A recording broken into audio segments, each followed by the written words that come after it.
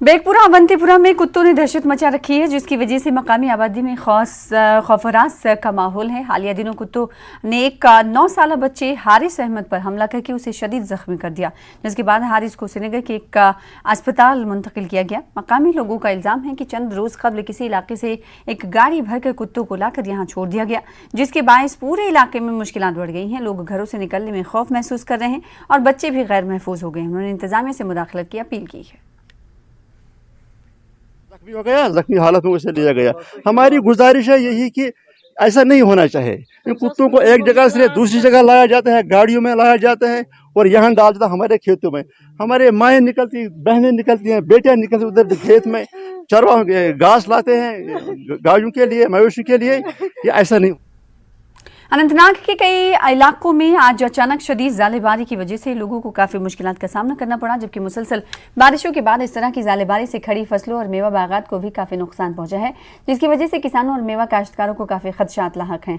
मुतासिरीन ने सरकार से ज़ालेबारी से होने वाले नुकसानात का जल्द तखमीना लगाने और उन्हें फौरी मुआवजा फराहम करने का मुतालबा किया है, जबकि क्रॉप इंश्योरेंस स्कीम को नागुज़ीर करने की भी सरकार से अपील की है। उधर जिले के पहाड़ी इलाके में ताज़ा बर्फबारी और मैदानी इलाकों में लगातार बारिशों की वजह से दर्जे हरारत में मजीद गिरावट पैदा हो गई है और सर्दी में इजाफा भी हुआ है।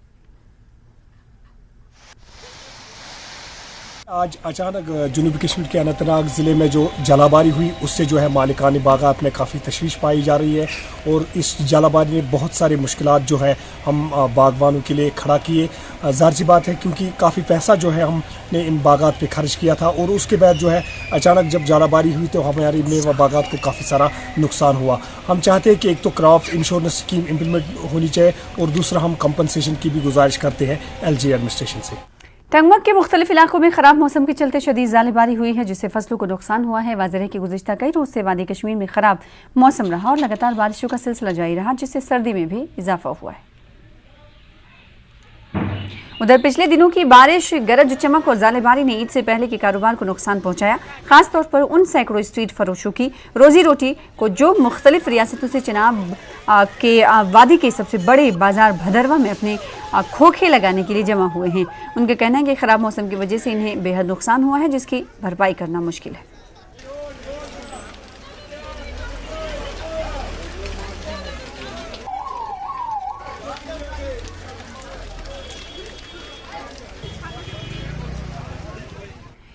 ईद के मौके पर मुंबई का मुस्लिम समाज अपनी तरह से और वज़ीर आज़म नरेंद्र मोदी का शुक्रिया अदा कर रहा है। वज़ीर आज़म को 11 लाख पोस्ट कार्ड ईद के दिन हर साल किए जाएंगे। इतनी बड़ी तादाद में पोस्ट कार्ड भेजने का मकसद क्या है, इस बारे में बीजेपी लीडर हाजी अरफात से बातचीत की है हमारे नुमाइंदे ने। चीख चीख के जब पुकार के हम कहते हैं कि ये बुरा हुआ, तो अच्छाई भी अपने को बहुत अच्छे तरीके से, अच्छे अंदाज से कहनी चाहिए, बतानी चाहिए। ये दुनिया को बताने का काम है। हम कई दिनों से देखते, हम जब मैं सऊदी अरब में गया था, फिर और कई कंट्री हम जब जाते हैं तो वहां के अदर कंट्री के जब लोग पूछते कि क्या तुम्हारे देश में ऐसा चल रहा है, तुम्हारे देश में मुसलमानों पे जुल्म हो रहा है, तुम्हारा देश इस तरीके से, तो सोशल मीडिया के माध्यम से बहुत सारी गलत चीजें देश विदेश में पहुंचती है। हमारे देश में तो पहुंचती है। हमारे देश में कुछ ऐसे लोग हैं जो बुरी बात बताने के लिए फ्री बैठे हुए 24 घंटे।